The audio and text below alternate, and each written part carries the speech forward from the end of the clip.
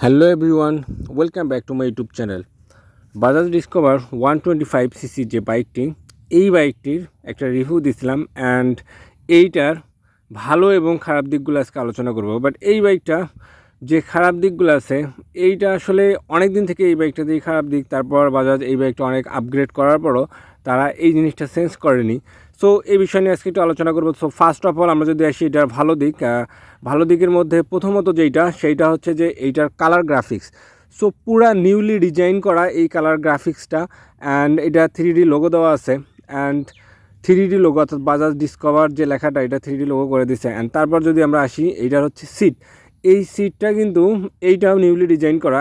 সিটটা এমনভাবে মেক করা হয়েছে যেটাতে আপনি যখন লং রাইড করবেন বা হচ্ছে আপনি যখন জ্যামের ভিতরে আটকে থাকবেন, নর্মালি অ্যাজ ওয়েল অ্যাজ সিটগুলোতে যে প্রবলেম হয় এইটাতে কিন্তু সেই প্রবলেমটা হবে না। তারপর যদি আসি, এইটার হচ্ছে আপরাইট হ্যান্ডেলবার।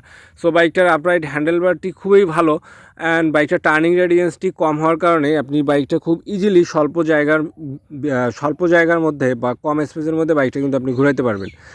অ্যান্ড তারপর এইটার হচ্ছে ব্রেকিং সিস্টেম। সো এইটাতে ইউজ করা হয়েছে হচ্ছে সিবিএস ব্রেকিং সিস্টেম, অর্থাৎ আপনার কম্বাইন্ড ব্রেকিং সিস্টেম। আর কম্বাইন্ড ব্রেকিং সিস্টেমটা হচ্ছে আপনি যখন সামনের ব্রেক প্রেস করবেন তখন সামনে পেছনে দুইটাই ব্রেকিং হয়ে যাবে, অ্যান্ড পিছনের ব্রেক প্রেস করলেও আপনার দুইটা ব্রেক একবারে হয়ে যায়। সো এইটা কিন্তু একটা খুবই ভালো একটা দিক, যেইটা আপনার ব্রেকিংটাকে আরও স্টেবল করে দিচ্ছে, অ্যান্ড আপনি হাই স্পিডেও এই বাইকটা খুব ইজিলি ব্রেকিং করতে পারবেন।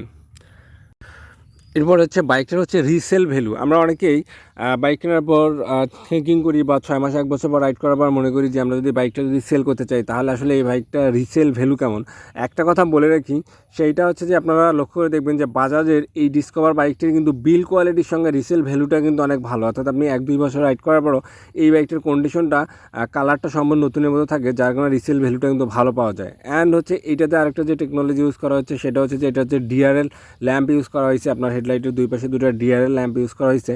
এই ডিআরএল ল্যাম্প দুটো কিন্তু আপনার অনেক দূর থেকে কিন্তু ভিজিবল হয়, অর্থাৎ আপনি যখন বাইকটা রাইড করবেন তখন অনেক দূর থেকে কিন্তু আপনার অপোজিট সাইডে যে আসবে সে কিন্তু বুঝতে পারবে, যার কারণে অ্যাক্সিডেন্টের প্রবণতা কিন্তু কম হয়ে যাবে। অ্যান্ড তারপর আরেকটা যে ভালো দিক সেটা হচ্ছে যে এটার ফ্রন্ট টায়ারে 240 mm এর ডিস্ক ব্রেক ইউজ করা হয়েছে। সো আমরা জানি যে ডিস্ক ব্রেকিংয়ের কারণে কিন্তু ডিস্ক ব্রেক ইউজ করার কারণে কিন্তু এটার ব্রেকিংটা কিন্তু আরও কমফোর্টেবল হয়, আরও কিন্তু হচ্ছে স্টেবল হয় এইটা, যার কারণে এইটা কিন্তু খুবই একটা ভালো দিক। তারা কিন্তু আগে যে 125 বাইকগুলো ছিল ওইটাতে কিন্তু তারা এই ডিস্ক ব্রেকটা ইউজ করতো না, তারপর তারা এই কিন্তু নতুনভাবে এইটা কিন্তু ইউজ করা হয়েছে। এটা কিন্তু খুবই ভালো, অ্যান্ড এইটার সাসপেনশন কিন্তু অনেক ভালো কাজ করে।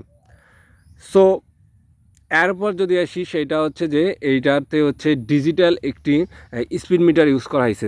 আপনারা এই স্পিড মিটারটাতেই আপনারা হচ্ছে ফুয়েল কস্ট, তারপর হচ্ছে স্পিড পেয়ে যাবেন, অ্যান্ড একটি অ্যানালগ আরপিএমটাও দেওয়া হয়েছে এই পাশে। অ্যান্ড এইখানে আরেকটা যে বিষয় সেইটা হচ্ছে যে এইটাতে সম্পূর্ণ নতুনভাবে একটা জিনিস অ্যাড করা হয়েছে, এইটা হচ্ছে যে আপনার গিয়ার ইন্ডিকেটর। সো গিয়ার ইন্ডিকেটরটা কিন্তু এখন অনেক বাইকে 150cc বাইকেও কিন্তু দেখা যায় না। আমরা যদি বাজাজ পালসারের কথা বলি ওইটাতেও কিন্তু নেই। সো এইটা কিন্তু একটা খুবই ভালো দিক, যেইটা হচ্ছে যে আপনি যখন বাইকটা রাইড করবেন তখন কিন্তু আপনারা কিন্তু হচ্ছে বুঝতে পারবেন যে আপনার বাইকটা কত নম্বর গিয়ারে আছে।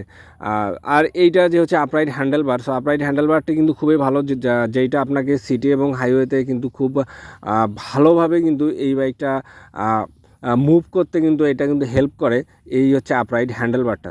সো হোপফুলি এইটা কিন্তু অনেক ভালো দিক। আর আর হচ্ছে এই স্পিড মিটারটা অ্যান্ড হ্যান্ডেলবার দুইটাই কিন্তু আগের চেয়ে কিন্তু তারা হ্যান্ডেলবারটা আপরাইট করে দিছে, অ্যান্ড হচ্ছে আপনার স্পিড মিটারে এই নিউ ফিচারটা অ্যাড করে দিছে। এরপর যদি আসি এই বাইকটার মাইলেজ, সো এই বাইকটার মাইলেজ কিন্তু অলমোস্ট আপনাকে 55+ মাইলেজ দেবে। সো এইটা অ্যাজ ওয়েল অ্যাজ 125cc বাইকগুলোতে কিন্তু আপনারা ভালো মাইলেজ পান, সেটা যে বাইকে হোক। সো এই বাইকটাতেও কিন্তু আপনি যদি ভালোভাবে যদি মেনটেন করতে পারেন অ্যান্ড ভালোভাবে যদি আপনি বাইকটা যদি রাইড করতে পারেন তাহলে কিন্তু আপনার 55+, অর্থাৎ আপনার 55+ কিন্তু এই বাইকটা থেকে আপনারা মাইলেজ পেয়ে যাবেন।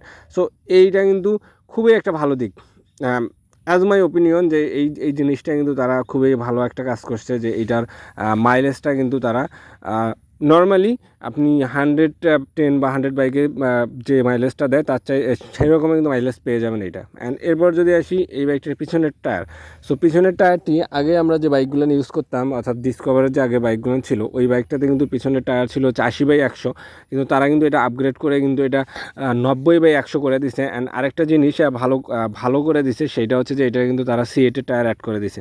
সো সিএটের টায়ারটা কিন্তু ভালো, কোম্পানি রিকমেন্ড করে কিন্তু এটা সিএট, কিন্তু বাংলাদেশে আসার পরে যে জিনিসটা হয় সেটা হচ্ছে যে এটা কিন্তু সিএটের টায়ার আর থাকে না, তারা অন্য একটা টায়ার হয়তো বা প্রবাবলি ইউজ করে যেখানে এটা অ্যাসেম্বলি হয়, কিন্তু নর্মালি কিন্তু এটার সিএটের টায়ার কোম্পানি রিকমেন্ডেড অর্থাৎ বাজাজ রিকমেন্ড করে এটা হচ্ছে সিএটের টায়ার।